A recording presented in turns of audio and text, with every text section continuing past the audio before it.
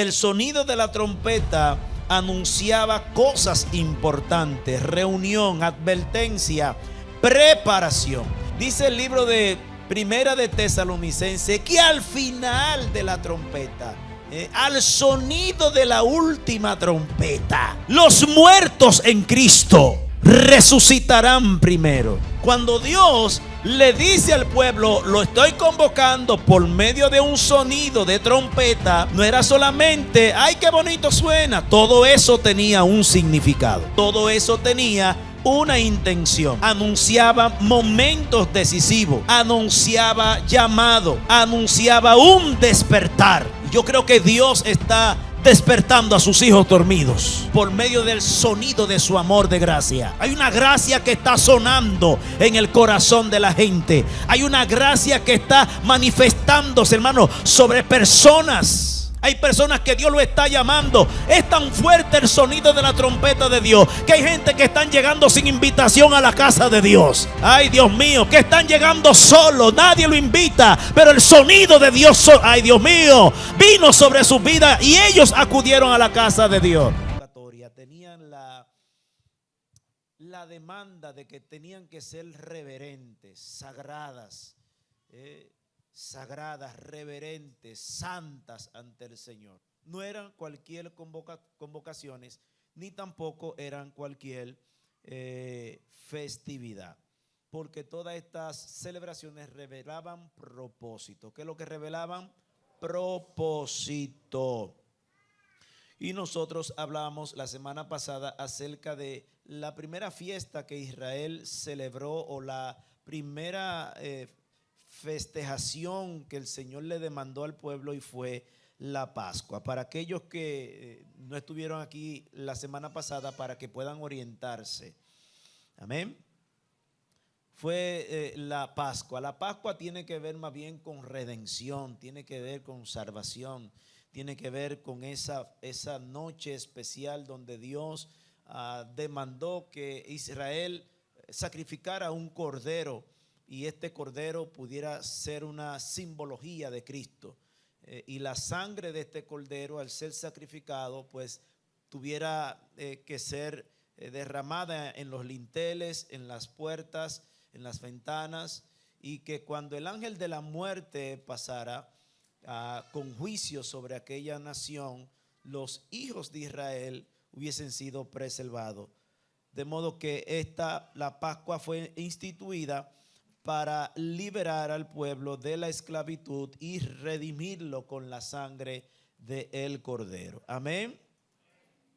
Es muy importante señalar que no era simplemente un derramamiento de sangre como un amuleto. Todo esto apuntaba a Cristo, apuntaba al sacrificio en la cruz del Calvario de parte de nuestro Señor. La sangre del cordero enseñaba que la salvación no se obtiene por méritos humanos, sino que todo, ay Dios mío, que todo pecado, según la palabra, se redime con sangre. Sin derramamiento de sangre no hay remisión de pecado, dice la palabra del Señor. De modo que ellos fueron salvos, fueron redimidos de su pecado por medio de la sangre de ese cordero que apuntaba a Cristo el Señor. Amén. Entonces, para asentar este conocimiento, el cordero pascual anunciaba ¿a quién? A Cristo. Así que el cordero murió para que Israel viviera. Cristo de igual manera murió para que nosotros tuviésemos vida eterna. Amén. Gloria al Señor. La Pascua también revela que toda relación con Dios comienza con redención. Amén. La redención aseguró una relación con Dios. Y esto es valioso que nosotros podamos en el día de hoy valorarlo. Que el Señor no solamente nos ha llamado a pertenecer a una casa de fe, el Señor no solamente nos ha llamado a ser evangélico, sino que nos ha llamado a una redención, y que esa redención pues nos reconcilie con Él para una relación con Él. Amén. Gloria al Señor. La segunda fiesta que el Señor instituyó, y lo vimos la semana pasada, y es el acto que al final de esta exposición nosotros vamos a hacer la dinámica. Tiene que ver con los panes sin levadura, ¿verdad? Dentro de toda esa celebración del Cordero, la sangre en los linteles, la sangre en los postes, todo eso también envolvía panes sin levadura. Y gracias al Señor, ya los panes sin levadura los tenemos aquí esta noche. Esta noche nos vamos a comer los panes sin levadura, ¿verdad? Y con las hierbas. Esta noche, para ilustrar toda esa experiencia que vivió el pueblo de Israel estando en Egipto. De modo que los panes sin levadura no eran simplemente harina sin levadura, valga la redundancia, sino que todo esto tenía un significado de santificación. Amén. ¿De qué? Antes de salir de Egipto, Israel debió de comer panes sin levadura durante 7 días. 7 días comiendo panes sin levadura. El número 7 en la Biblia es el número de Dios. Significa completo, perfecto. Amén. Gloria a Jesús. De modo que la levadura tiene una simbología en la palabra de Dios. La levadura significa influencia corrupta. Ay, Dios mío. La levadura significa algo que afecta a alguien.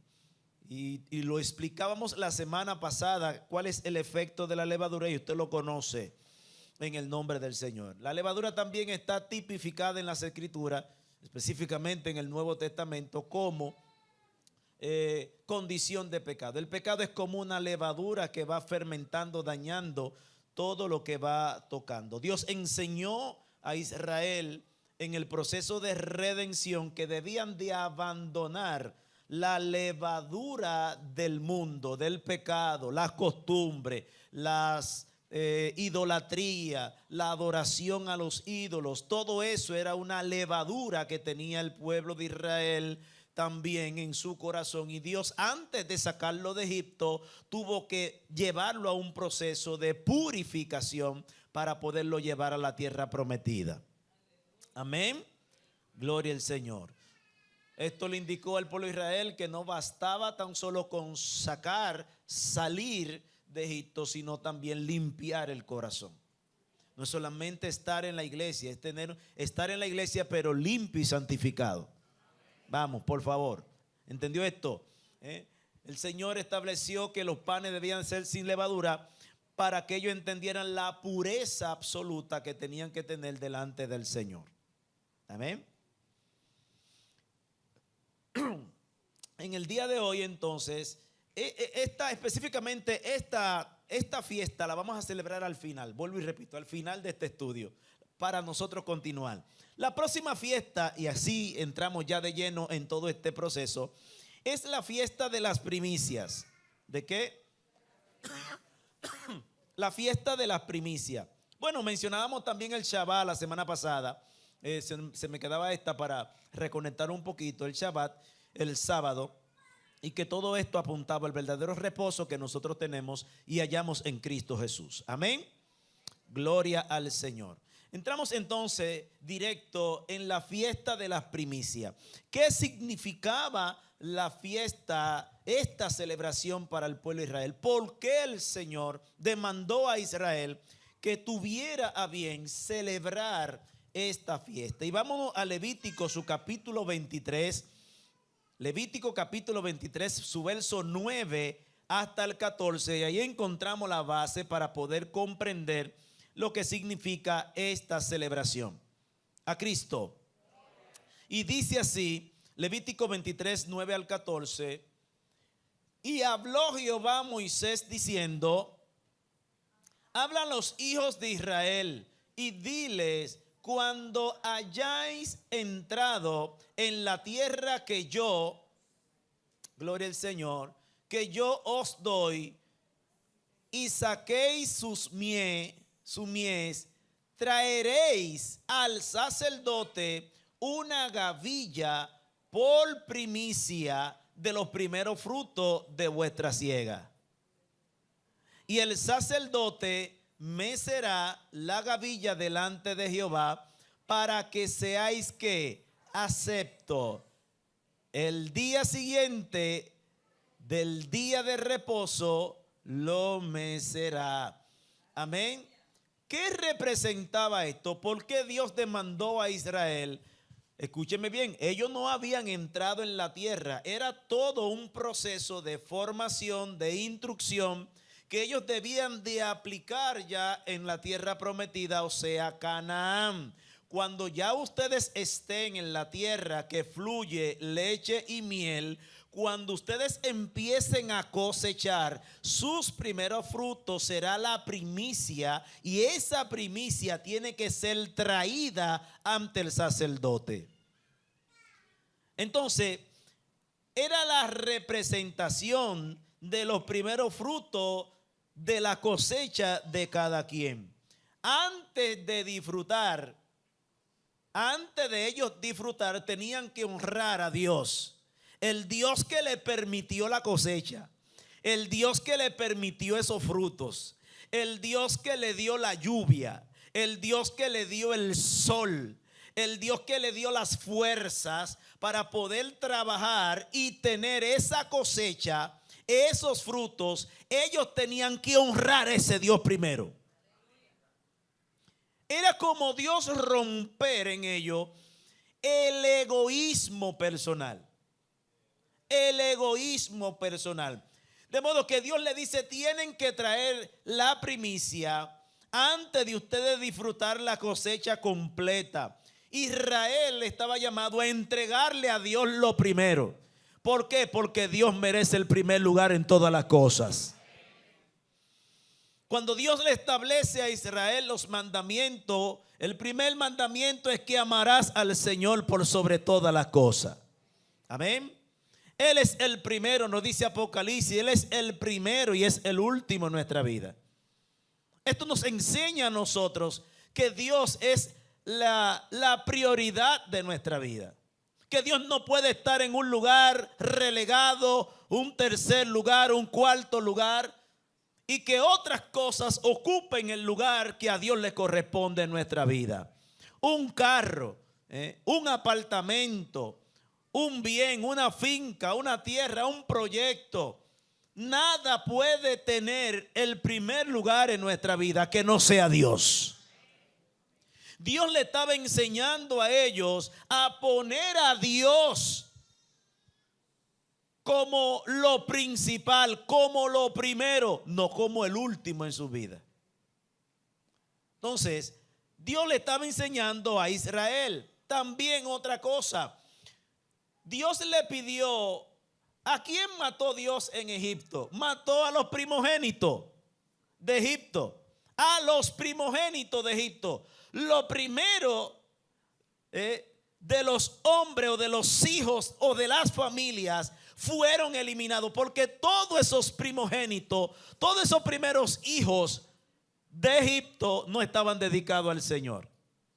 Estaban dedicados al dios pagano, al dios Sol, que era uno de los dioses que los egipcios adoraban.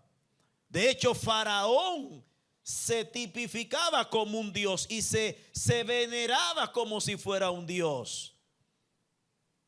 De modo que cuando nosotros vemos a Dios eliminando la primicia de los hijos, sin embargo, la primicia de los hijos de los hebreos fueron preservados, porque todos fueron dedicados al Señor. Lo que hoy hemos hecho acá es que al presentar este hijo, estamos dedicando ese hijo al Señor. Vamos, por favor, entiéndalo así. Hoy se ha hecho una presentación de un bebé indicando que le estamos dando a Dios la primacía en ese hijo. Que Dios sea el primero, que guíe, que guarde, que bendiga ese hijo. Antes de usted bendecirlo y honrar a ese hijo, Dios debe de ser el primero en él. Asimismo, el Señor demandaba de Israel que todo lo primero sea para el Señor. Ay, ay, ay, ay. La primicia era un desprendimiento de honra. ¿Qué es lo que era? Un desprendimiento de honra. Me desprendo de lo primero para honrar a Dios. Para honrar a Dios. Y leí una vez un pensamiento que decía: cuando usted sabe poner a Dios en primer lugar en su vida, usted nunca será el último. Porque Dios siempre te tendrá pendiente de primero que aquellos que lo tienen a Él en el último lugar de su vida. ¿Lo entendió? De modo que la primicia era un acto de fe y una declaración de fe, de gratitud y de confianza. El agricultor, los hebreos agricultores, entregaban los primeros frutos creyendo que Dios iba a bendecir el resto de todo lo cosechado. Amén. De hecho, pongo un ejemplo. Mi esposa y yo, a mí me gusta mucho la agricultura. Y yo en mi casa, gracias al Señor, tengo espacio para sembrar. Yo tengo mucho fruto en mi casa, en el patio. No tengo un patio grande, pero lo he aprovechado para sembrar. Sin embargo, todo lo que nosotros sembramos, nosotros la primicia no la tocamos. No la tocamos. Todo lo que nosotros sembramos, la primera cosecha siempre es para el Señor. No le ponemos la mano, no le ponemos la boca, simplemente eso es del Señor, eso no se puede tocar. Aún esas cosas nosotros tratamos de asimilar el pensamiento bíblico y también aplicar estos principios para nuestra vida. Pues nosotros habíamos sembrado, tenemos muchas matas de guineo y de plátano en el patio y bueno, empezó la cosecha y tuvimos un racimo de guineo que duró muchísimo. Yo no sé, Dios mío, ese guineo duró muchísimo para llenar. Y yo estaba así como ansioso: Padre, ¿y cuándo que va a llenar esto? ¿Y cuándo que vamos a poderlo cortar? En fin, de que ese guineo se dio poderoso. Y algunos lo disfrutaron. Algunos lo disfrutaron.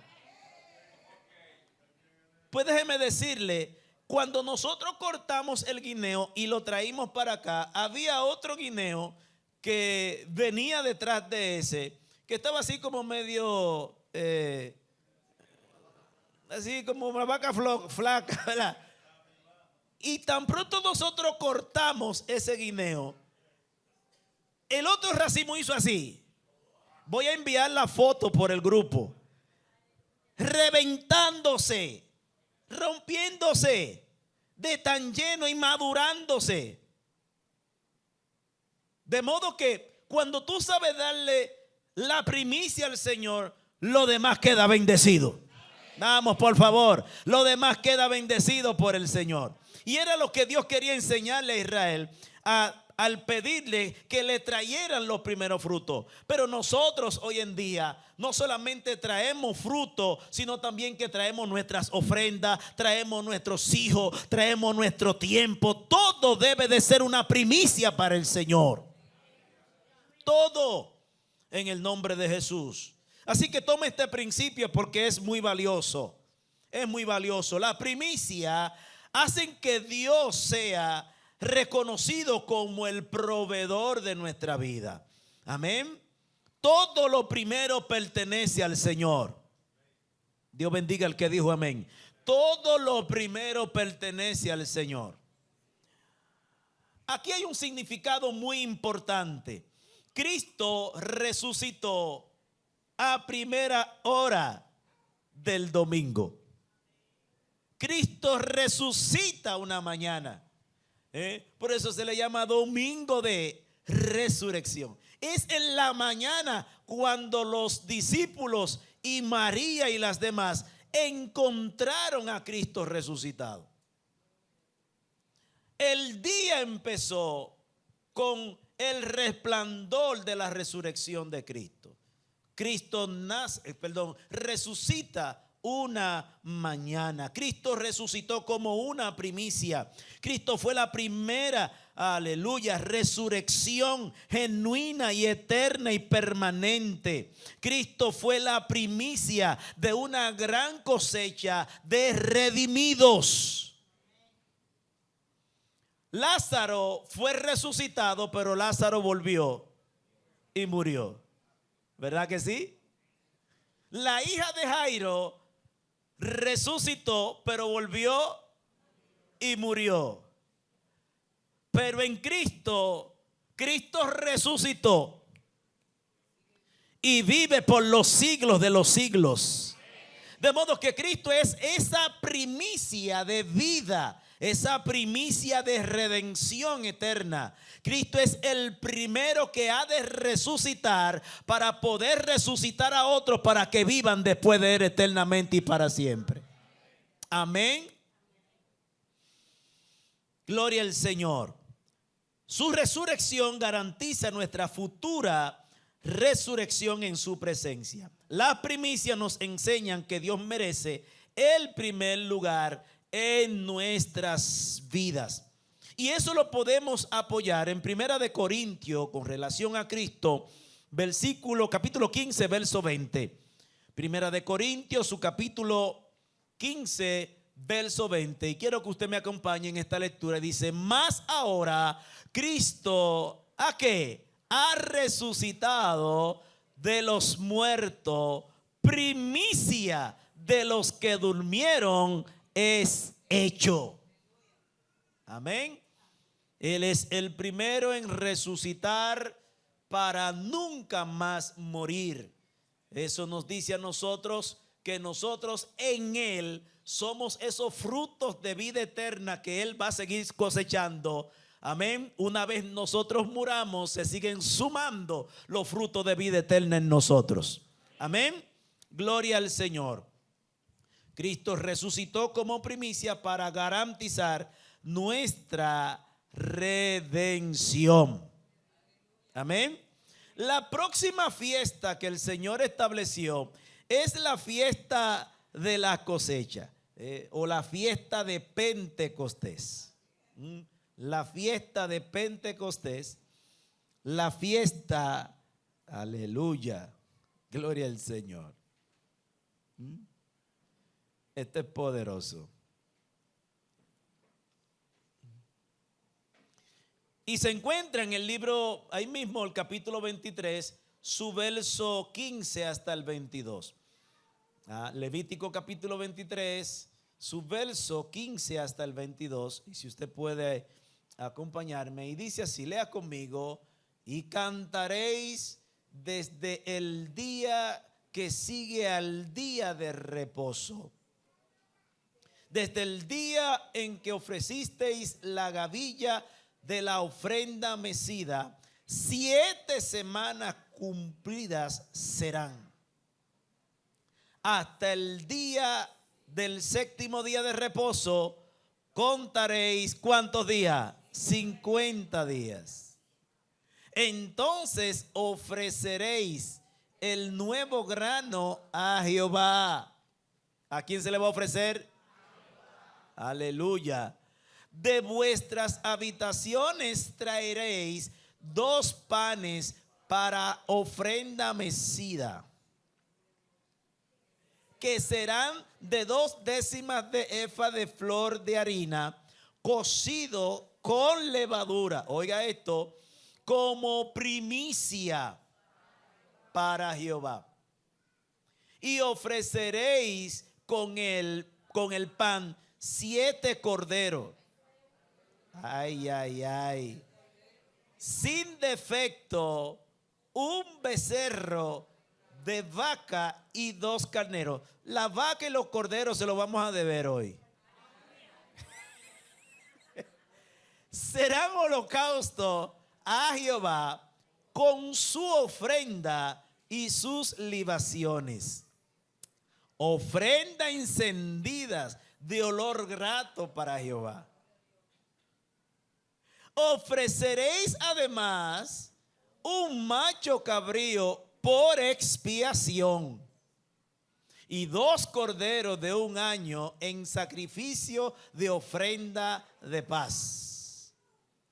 Y el sacerdote lo presentará como ofrenda mecida delante de Jehová. Con el pan de las primicias y de los 2 corderos serán cosas como sagradas a Jehová para el sacerdote. Y convocaréis, santa convocación, ay Dios mío, haréis ningún trabajo, estatuto perpetuo en donde quiera que habitéis por vuestras generaciones. Cuando segaréis la mies de vuestra tierra, no segaréis hasta el último rincón de ella, ni espigarás tu siega. Para el pobre y para el extranjero lo dejará yo Jehová vuestro Dios. Eso se llama generosidad.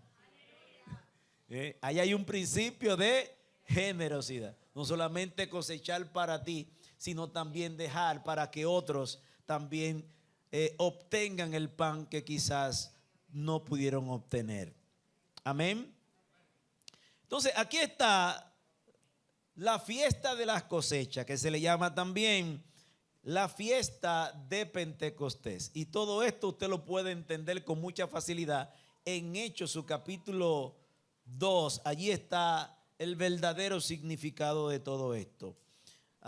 Era la fiesta después de la primicia.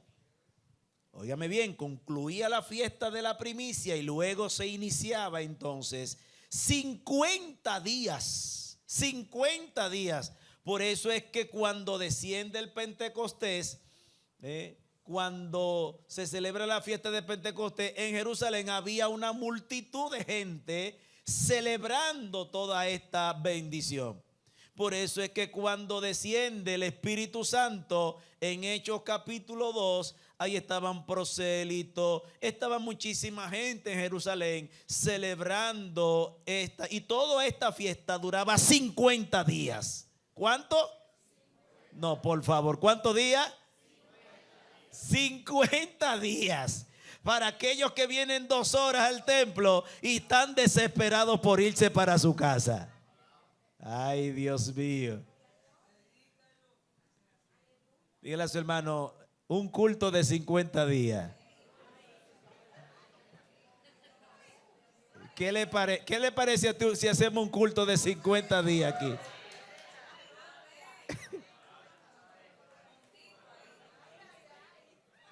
Usted dice amén, pero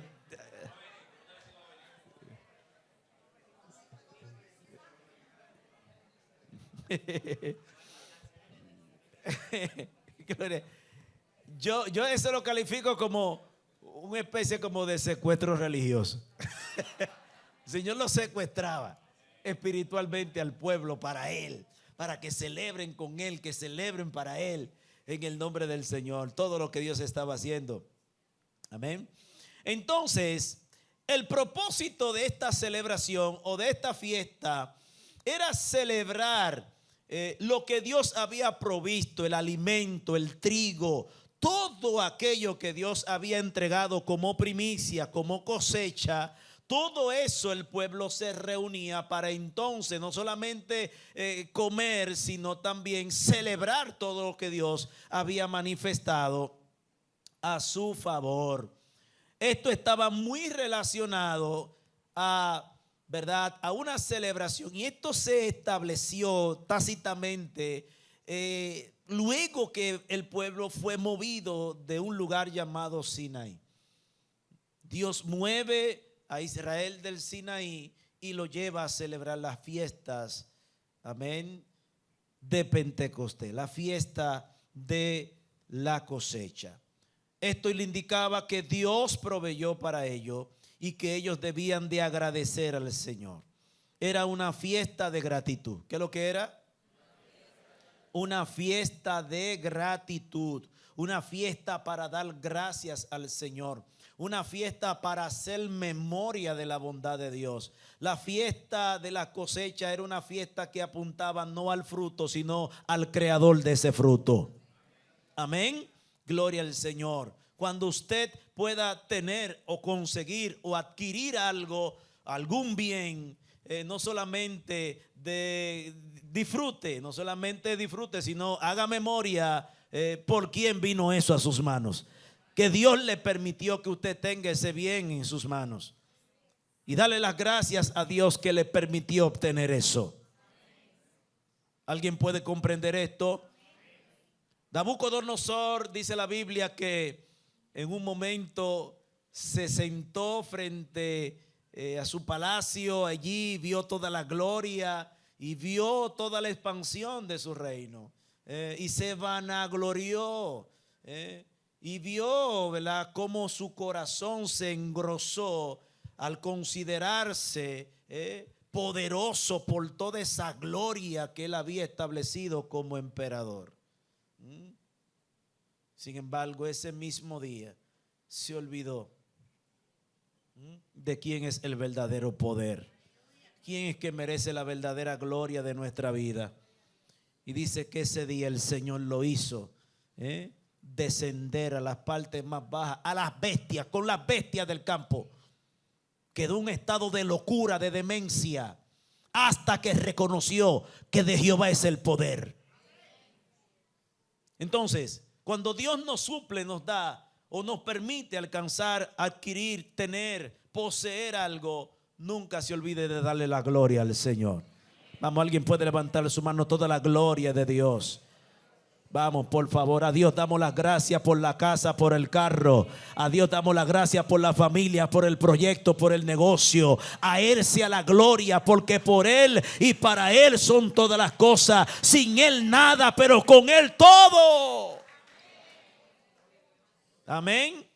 Entonces esta fiesta apuntaba a llevar al pueblo a reconocer la bondad de Dios y agradecer por ello. ¿Cuál era el significado espiritual de todo esto? Aleluya. ¿Cuál era el significado espiritual? Lo número uno es que las bendiciones debían de producir gratitud y no orgullo. Ay, Dios mío, lo voy a repetir de nuevo. Esto apuntaba a que la bendición debía de producir gratitud y no orgullo. Hay gente que las bendiciones lo vuelven orgullosos, lo vuelven arrogante, prepotente, soberbio, que se creen por encima de todo porque adquirieron cualquier disparate. Y tú lo ves inflado. Y tú lo ves que miran la gente así por encima del hombro. No. No importa lo que tú adquieras. No importa lo que tú alcances. Mantente humilde siempre. Vamos, dale un codazo a ese hermano y dile: mantente humilde. No, yo creo que no te escucho. Díceselo: mantente humilde. Que el Dios que da también sabe quitar. Jehová Dios, Jehová quitó. El que da también sabe quitar. Entonces, esta celebración apuntaba a que el pueblo, más que enorgullecerse, sentirse arrogante, esto debía de producir esta bendición, gratitud y humildad. ¿Qué lo debía que producir? Gratitud y humildad. Gloria al Señor. ¿Por qué? Porque el Señor bendice a los humildes, pero a los soberbios, como dice la Biblia, Dios lo mira de lejos, los resiste. Gloria al Señor. Entonces, el significado que esto representaba detrás de toda esta celebración, era que la abundancia y la provisión y la multiplicación era una señal de la relación que había con Dios. Cuando el hombre y la mujer tienen una relación genuina con Dios, tienen una relación fiel con Dios, Dios siempre va a garantizar la cosecha y la bendición sobre su vida. Amén. Dios bendice a su pueblo para que su pueblo luego sea un instrumento de bendición. Dios nos bendice para que seamos de bendición. Eso fue lo que el Señor le dijo a Abraham: te bendeciré y tú bendecirás.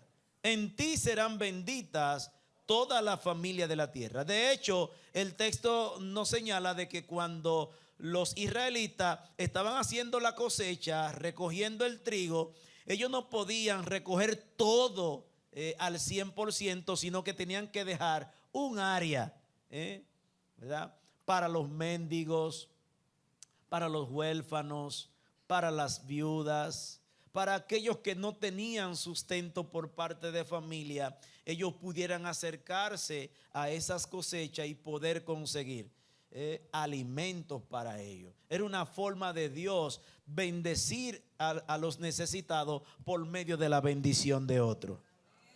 Hay gente que Dios lo ha bendecido y ellos creen que la bendición es para que se le quede en las manos. Ay, Dios mío. Es más, de hecho, hay un proverbio en las escrituras que dice que el rico amontona riqueza y no sabe para quién será. Hay gente que Dios le está permitiendo que consigan, no para que ellos tengan, sino para que ellos sean un canal de bendición para otros. Vamos, por favor.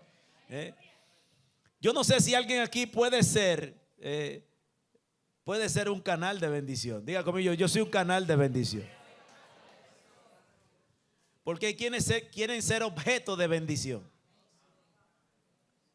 Pero yo no quiero ser tan solo objeto de bendición. Yo quiero ser un canal de bendición. Porque el objeto de bendición solamente recibe. Pero el que es canal recibe, pero también transmite para otro. Amén. Y dice la palabra del Señor que en el reino de Cristo es mejor dar que recibir, porque dando es como tú recibes.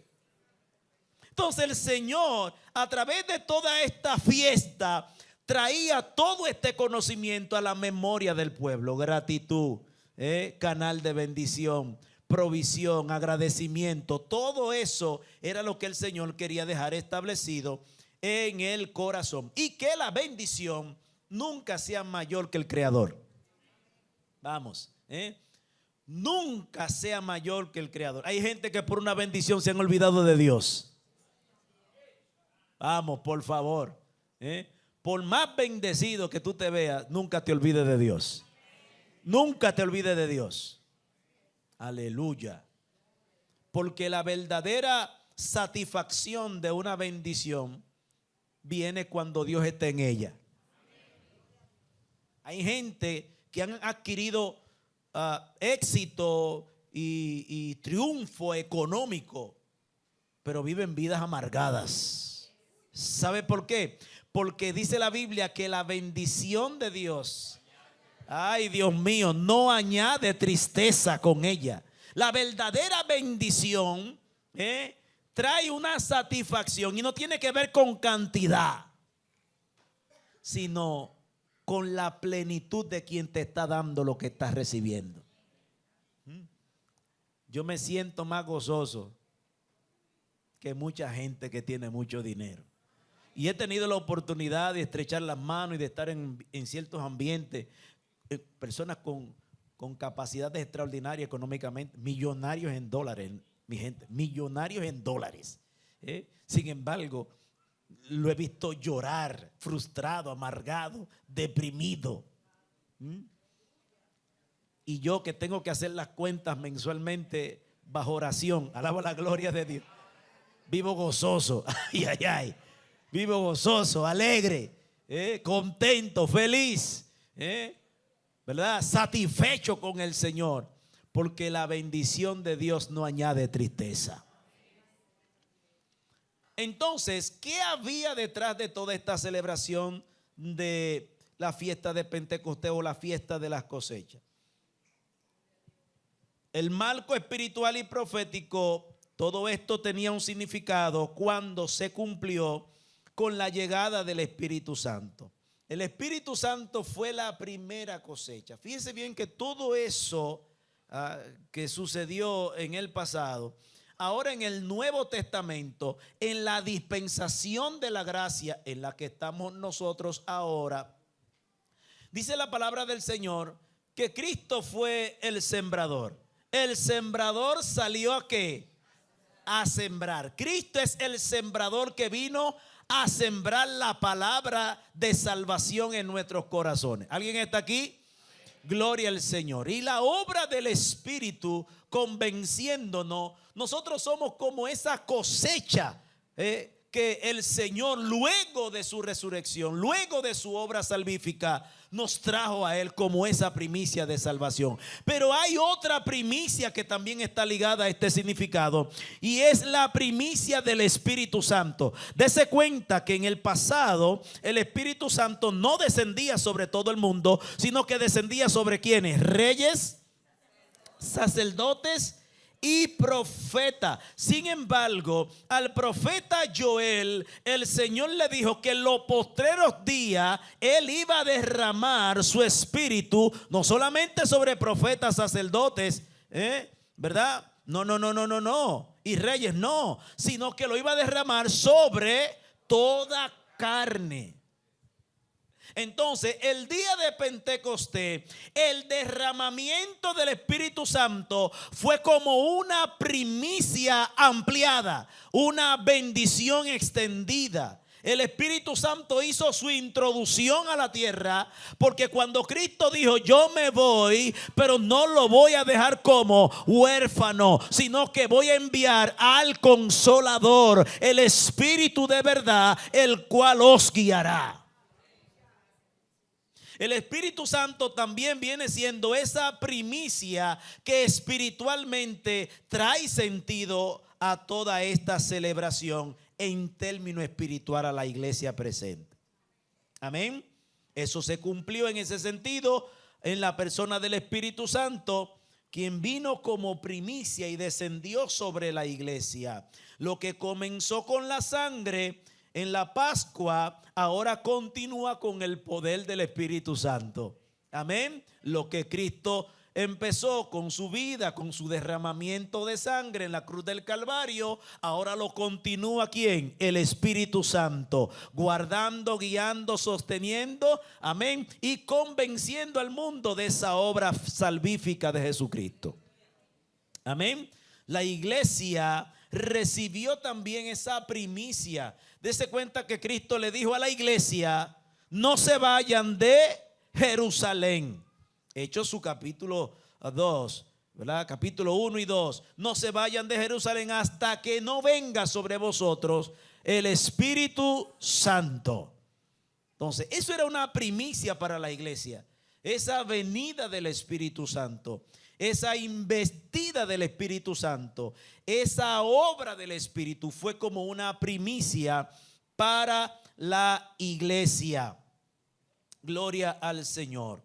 La iglesia fue sellada, la iglesia fue llamada, la iglesia fue apartada para que sea guiada por el Espíritu. Amén. Para que sea guiada por el Espíritu. En Hechos 2 encontramos la primicia de la plenitud del Espíritu sobre la tierra, sobre los hombres, sobre la iglesia específicamente. Amén. Otra fiesta que el Señor estableció es la fiesta de las trompetas. Me hubiese gustado traer el chofá aquí hoy, pero después lo traemos, lo sonamos otro día. En el nombre del Señor. Es la fiesta de las trompetas. La trompeta en la Biblia se usaban para dos fines. Amén. Para anunciar la entrada del rey y también para anunciar tiempos de guerra.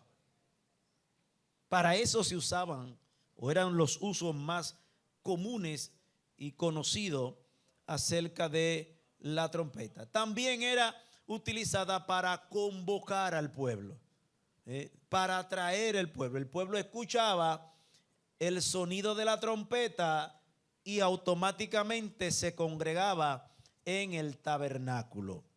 También Nehemías, cuando estaba edificando los muros de Jerusalén, también utilizó el tema de las trompetas para cuando alguien escuchara el sonido de la trompeta, tenía que unirse inmediatamente, ¿verdad?, donde estaba el sonido de la trompeta.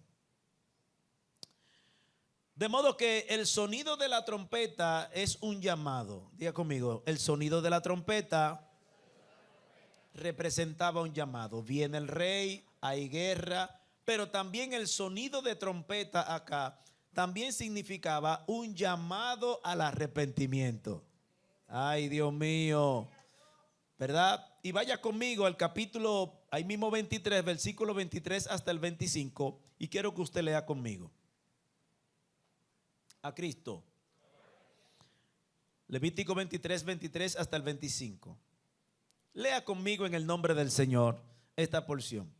Y habló Jehová a Moisés diciendo: habla a los hijos de Israel y diles: en el mes séptimo, al primero del mes, tendréis día de reposo, una conmemoración al son de trompeta y una santa convocación. Ningún trabajo de siervos haréis, y ofreceréis ofrendas encendidas a Jehová. Gloria al Señor. Las trompetas eran una especie de sonido que alertaba al pueblo, que alertaba el corazón y que llamaba a un despertar, y que llamaba realmente a soltar todo y a tensionar el sonido de la trompeta. Dios siempre está sonando sus trompetas. La trompeta del arrepentimiento, la trompeta de la salvación siempre está sonando. La trompeta del llamado de Dios siempre está sonando en el corazón de la gente. Dios siempre está haciendo que el hombre torne su mirada, ponga atención a su voz, a su palabra. Y esto es poderoso. El sonido de la trompeta anunciaba cosas importantes: reunión, advertencia, preparación. Por eso es que dice el libro de Primera de Tesalonicenses que al final de la trompeta, al sonido de la última trompeta, los muertos en Cristo resucitarán primero. Dios mío, alguien tiene que agarrar esto en el nombre del Señor. Pero usted tiene que leerlo. Primera de Corintios 15, 52. Vamos a leerlo, por favor, porque esto es bien poderoso. Esto es bien poderoso. Fíjese cómo el Señor iba preparando a Israel con estas trompetas para llevarlo a una dimensión más profunda.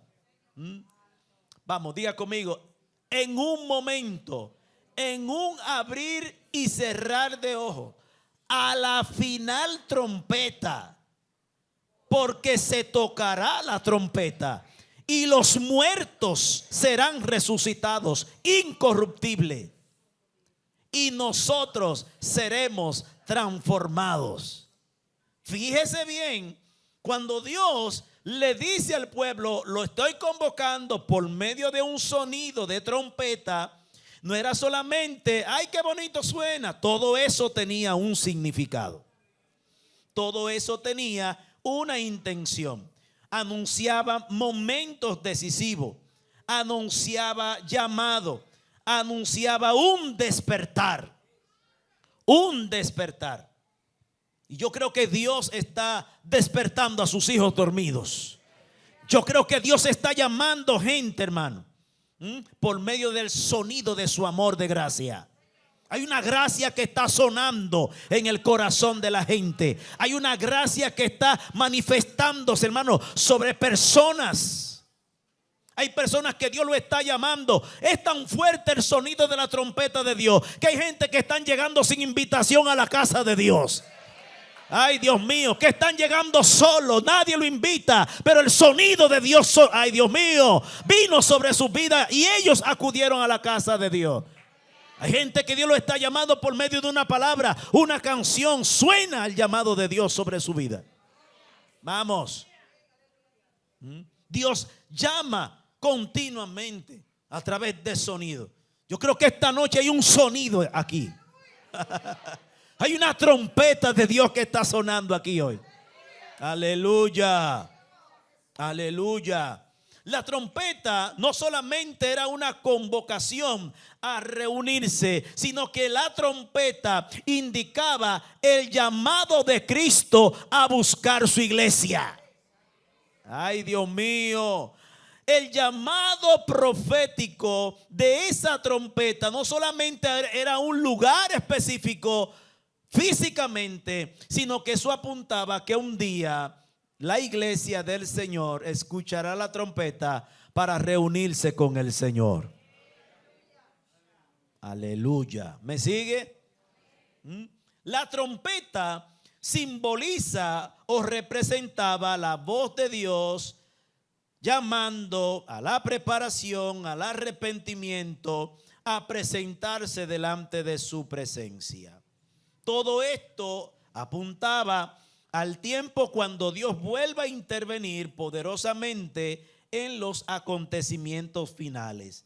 La trompeta anunciarán un día la venida del Rey de Reyes y el Señor de Señores. Dale un aplauso al Señor.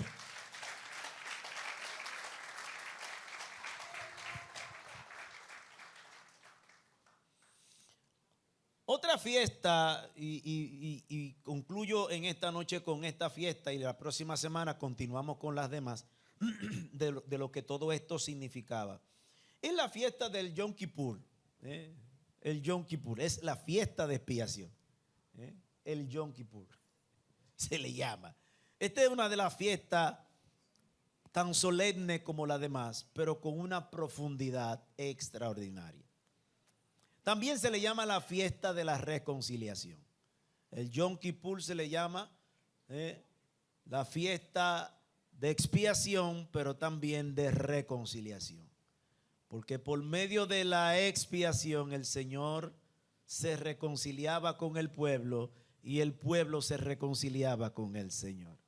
Era como el día de ponerse a cuenta. Ese era el día que se cumplía Isaías capítulo 1, su verso 18, donde el Señor llamaba al pueblo, venid y estemos a cuenta. Si tú puedes poner ese texto, Isaías capítulo 1, 18, ese tipo de declaración, el Señor la enfatizaba los días de expiación. Los días de Yom Kippur, el Señor enfatizaba esta declaración. Porque el Yom Kippur era para eso.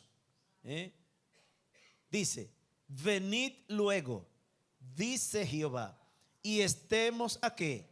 A cuenta. Si vuestros pecados fueren como la grana, y como la nieve serán emblanquecidos, si fueren rojos como el carmesí, vendrán a ser como blanca lana. Ese día del Yom Kippur, todo el mundo entraba al rojo vivo. Al rojo vivo, porque el pueblo llegaba con sus pecados a la presencia del Señor. ¿Cómo llegaba?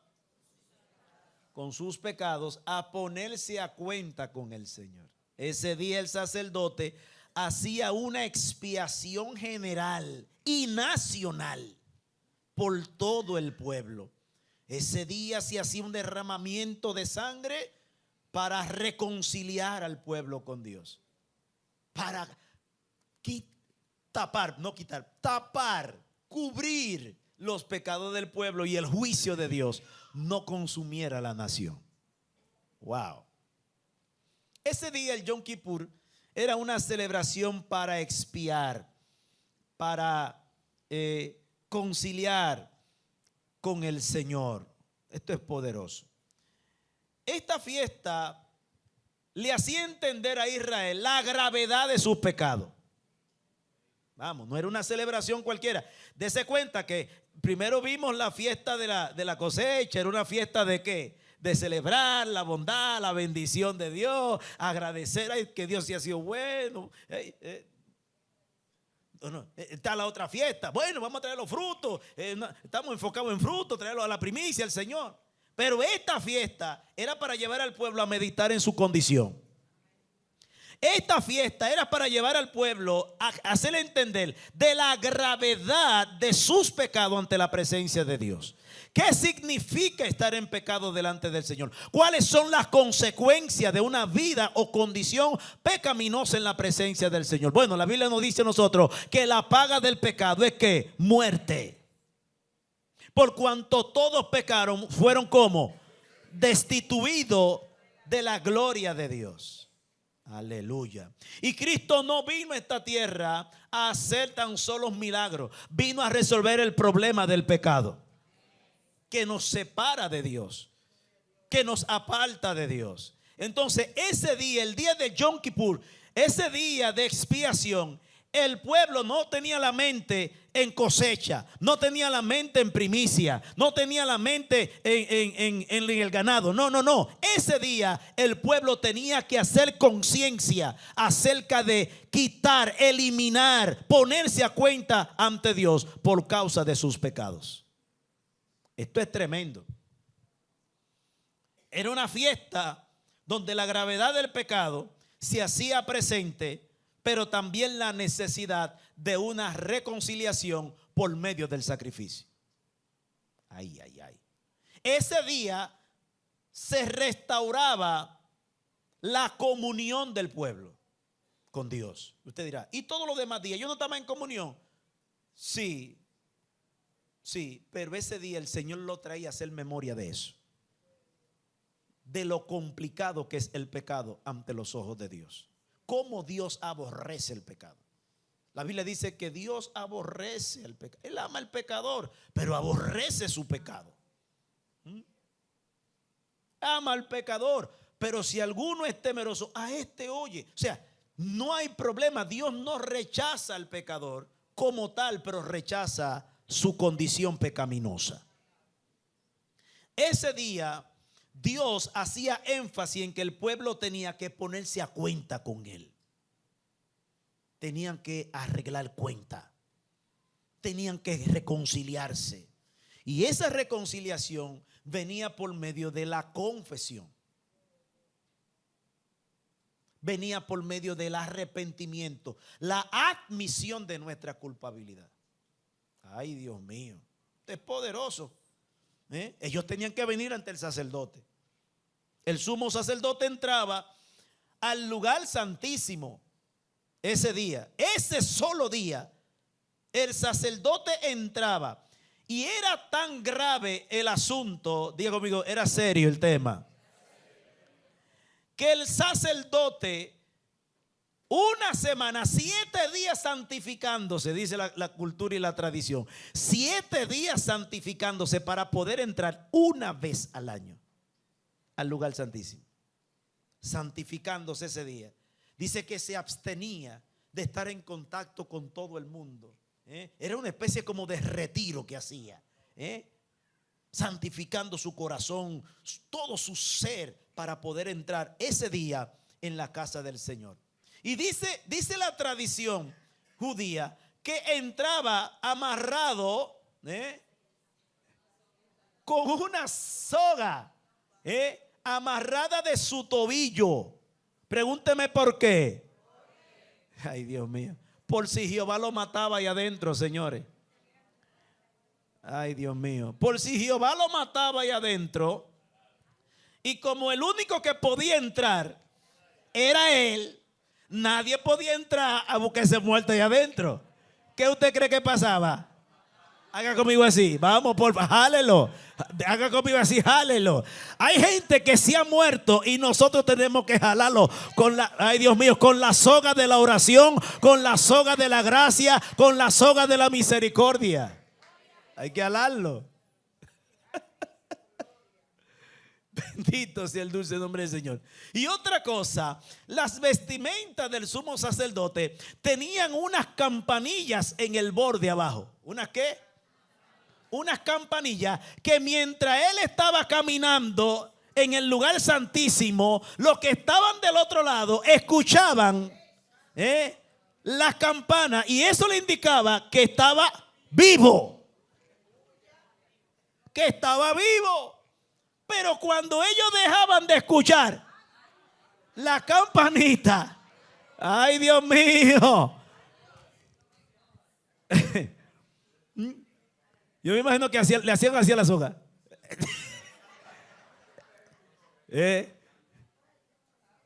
Gloria al Señor. De modo que es importante que nosotros entendamos todo lo que esto representa. Hay gente que la campanita le ha dejado de sonar. Ay, Dios mío, ahí no me está mirando bien usted. Pregúntale a tu hermano, ¿cómo está la campanita de tu vestidura? Vamos, por favor, pregúnteselo. ¿Cómo está? Pregúnteselo, ¿cómo está la campanita?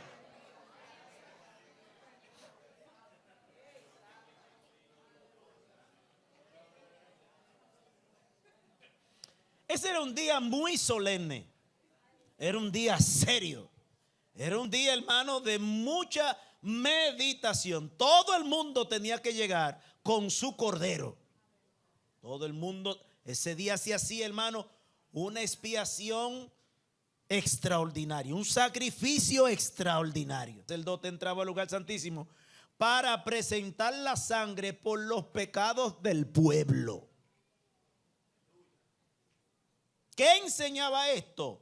Enseñaba la gravedad de las consecuencias del pecado. Pero ¿qué representaba esto para el tiempo de la gracia de Dios? ¿Qué representaba? Apuntaba a Cristo. Dios mío. Cristo se convirtió en nuestro sumo sacerdote. El sacerdote perfecto. Cristo se convirtió en nuestro sacerdote. El sumo sacerdote. El sacerdote de sacerdotes. El pastor de los pastores. Dios mío. Él se convirtió en el tiempo de la gracia, en la dispensación de la gracia, en ese sacerdote que entró donde nosotros no podíamos entrar. Entró donde nosotros no teníamos autoridad de entrar, moral para entrar, y Él entró por nosotros. Y dice la Biblia que Él no tan solo entró como sacerdote, sino que también entró como cordero. No solamente entró como cordero, sino que allí derramó su propia sangre. En el pasado el sacerdote no derramaba su sangre. Pero en el tiempo de la gracia, Cristo derramó su propia sangre. Esto es poderoso. Cristo, al ser nuestro sacerdote, sumo sacerdote, al ser también nuestro cordero, nos indicó que su sacrificio fue el perfecto, el completo, el definitivo y el eterno. Amén. Cristo nos indica con su obra en la cruz del Calvario que después de su sacrificio, el creyente puede acercarse a Dios con confianza porque ya Cristo abrió el camino limpio y santo para que nosotros pudiésemos andar por él. Amén. Gloria al Señor. Dice Hebreos, y cierro allí, Hebreos capítulo 9, verso 12. Hebreos capítulo 9, verso 12. Lea conmigo y dice, vamos a leer el 11 por favor. Vamos a leer el 11. Pero estando ya presente, ¿quién? Cristo, sumo sacerdote de los bienes venideros. Dese cuenta, perdón, déjemelo ahí. Dese cuenta que todo lo que estaban haciendo los sacerdotes del pasado apuntaban a los bienes. Todo lo que ellos estaban haciendo apuntaba a lo perfecto en Cristo. Todo lo que ellos estaban haciendo era tipo y sombra de lo que había de venir. Aleluya. Pero leamos el texto nuevamente y dice, pero estando ya presente Cristo, sumo sacerdote de los bienes venideros, por el más amplio, perfecto tabernáculo, no hecho de mano, es decir, no de esta creación, y no por sangre de machos cabríos, ni de becerros, sino su propia sangre. Entró una vez para siempre en el lugar santísimo, habiendo obtenido eterna redención. Esto es poderoso. Esto es poderoso, muy glorioso. Toda esta festividad apuntaba a que el Señor quería traer comunión y relación y reconciliación por medio de la expiación. Y yo cierro para que todos declaremos esto. Diga conmigo: a través de la expiación, Dios trajo reconciliación, trajo relación y trajo comunión. Amén. De modo que cuando Cristo realiza esta obra, lo hace para reconciliarnos con el Padre, lo hace para que volvamos a una comunión con el Padre y lo hace para que nosotros tengamos paz con el Padre. Paz. Esa paz que viene luego que hay una reconciliación con el Señor. Todos nosotros que hemos aceptado a Cristo, hemos sentido esa paz una vez lo hemos recibido en nuestro corazón. El primer signo de una reconciliación con Dios es la paz. Vamos, por favor. Dice Romanos su capítulo 5, justificados pues por la fe, tenemos paz para con Dios por medio de nuestro Señor Jesucristo. Por medio de Cristo somos reconciliados, y al estar reconciliados, entonces podemos tener la verdadera paz en nuestro corazón. Así que Dios te bendiga, iglesia, y Dios te guarde. Póngase de pie y damos gracias al Señor. Son ustedes bendecidos en la gracia del Señor. Le habla el pastor Juan Ismael Castro. Si estas palabras han sido de gran bendición, te invito a suscribirte, ver el próximo mensaje, compartirlo con otro, porque Dios tiene cosas grandes para nosotros por conquistar. Bendiciones.